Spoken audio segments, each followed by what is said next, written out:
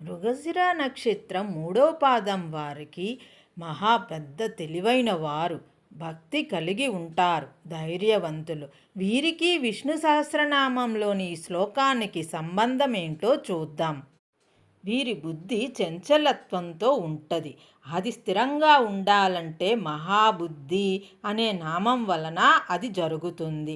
అలాగే విష్ణువుని మహాదృదృక్ అనే పదంతో స్తుతించారు.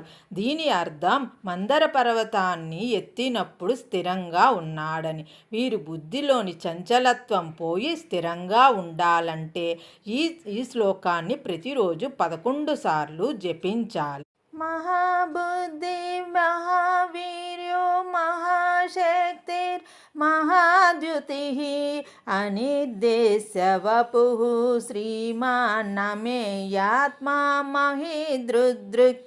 ఇది విష్ణు సహస్రనామంలోని 19వ శ్లోకం.